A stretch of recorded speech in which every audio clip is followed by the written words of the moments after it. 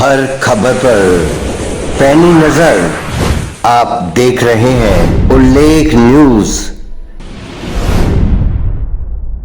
ग्राम प्रधान प्रताप सिंह ने बैंक कर्मचारियों पर आरोप लगाते हुए कहा कि हमने 2017 में लोन का सभी पैसा जमा करा दिया था। पैसा जमा कराने के बाद हमारे पास बैंक से नोटिस आया कि पैसे जमा करा दो। हमने जब बैंक मैनेजर को व जिलाधिकारी को इस संबंध में सूचना दी तो छानबीन के दौरान पता चला कि जमा किया गया पैसा बैंक के ही कर्मचारियों ने मिलकर अलग अलग 4 से 5 अकाउंट में ट्रांसफर कर दिए, जिसमें एक बैंक कर्मचारी ने अपनी पत्नी के अकाउंट में भी पैसे ट्रांसफर किए थे। इतनी बड़ी धोखाधड़ी करने के बाद भी हमें आश्वासन दिया जा रहा है, लेकिन आरोपियों पर कोई भी कार्यवाही नहीं हो पा रही है। प्रताप सिंह। क्या मामला हुआ आपके साथ?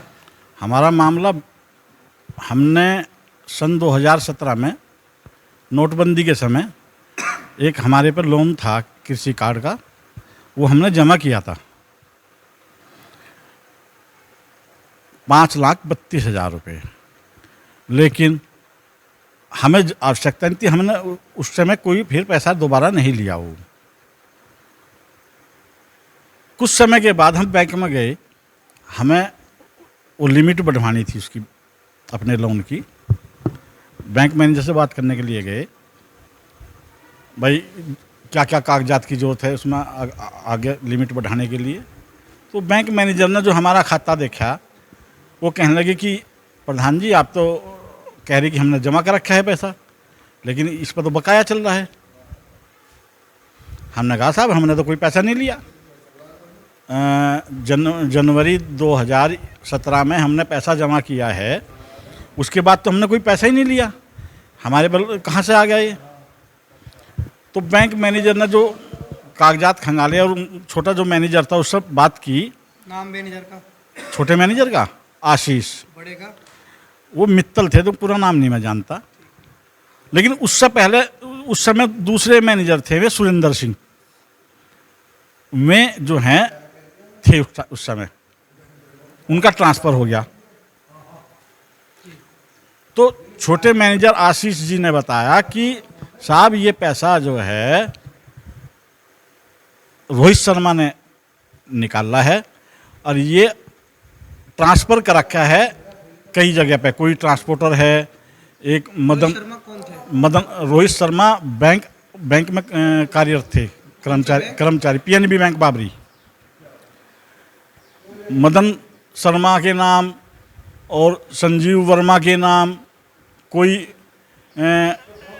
ट्रांसपोर्टर था उसके नाम, एक अपनी मिसिज के नाम मीनाक्षी शर्मा के नाम, उस व्यक्ति ने वो पैसा ट्रांसफ़र किया, जबकि हमारा इन लोगों से कोई लेन देन नहीं था, ना कोई वास्ता मतलब था। तो उसके बाद हमने बैंक में लिखित में शिकायत दी, सर्किल हेड में भी शिकायत करी और डीएम साहब के यहाँ भी शिकायत करी।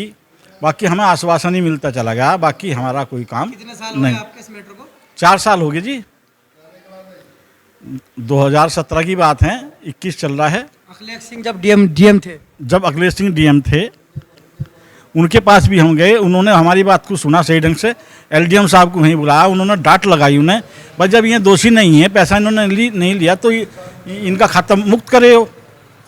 तो उसके बाद फिर लॉकडाउन चल गया और वो ट्रांसफ़र हो गया उनका यहाँ से।